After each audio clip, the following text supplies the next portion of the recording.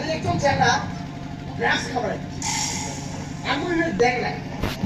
মোর মনে হয় উনি পুলিশে কয়া দিন নাকি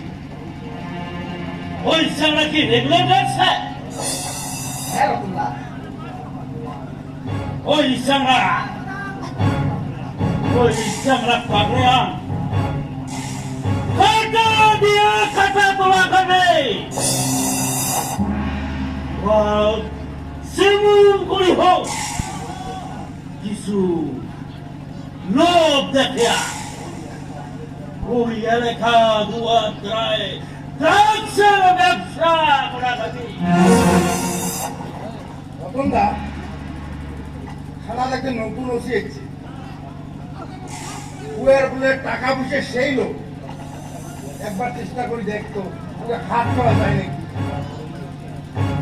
তাহলে তাহলে ওই ওসি নিশ্চয় আমার এই ডাক বললে গোবিন্দ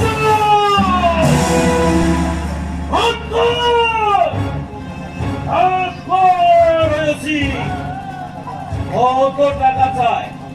ভাবছি রাতের ভিতরতে খবর নাই সবাইটা একজন ওসি মাফিয়া শুরুতে করে জানেন রতনদা আজকে অফিসার দেখা করা ঠিক হইবে কালি ড্রাগস ধরা পড়ার পর টিভি ফেসবুকত ওসির যেটা শুনা আর এই মুহূর্ত অফিসার দেখা করা মানে আমরা তো কাম করিয়া পুলিশ দেখা তো হবে নাকি সাবধান ও প্রশ্ন করা মুখ পরামর্শ দেওয়া এই সাহসটা করে বলো এই সাহস টাকা টাকা টাকা 50 লাখ টাকার মাল পুলিশে ধরে নিয়ে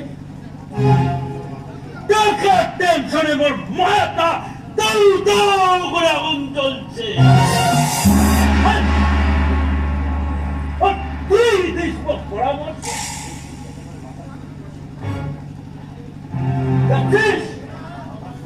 একবার মাথার খুবই তুলি দিন রতনদা আমার ধৈর্য ধরতো মাদক তো কথা একবার বিয়া হয় না মোর গজ্জর শোনা হয়ে গেছে আজকে বই নিজে না মোর মালিক নাই মালিক মোর টাকা দেওয়ার খবর নাই মুই কি সংসারের জমা জমি মোর মাইয়ার কই টাকা দিয়েছে মালিক তো তুই কি ভাবিস পুলিশের রাস্তা তুই ধরে দিছ তোর বন্দুকের ভয় বুঝে না আর তোর লগত মুই আজ রাস্তার ব্যবসাও না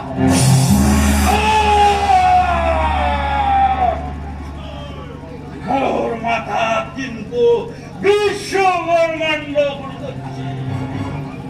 গোবিন্দ মাথা বুঝাও বুঝাও এই ড্রাগসের ব্যবসা সুন্দর রাস্তা বহুত সহজ কিন্তু বেরিয়ে যাওয়া রাস্তা বহুত বহুত কঠিন দরকার হলে মাধবদা রতন মাফ করিতে মাধব বুঝে মাধব বাচ্চা তোমাকে ক্ষমা করেছে রতনদা আমি আর কোনোদিন এই ভুল করি না ঠিক আছে এই বেলার মতো বই তো মাফ করে দেব কিন্তু এই কথা মনত রেখে ওই মানুষটা যতই ভাল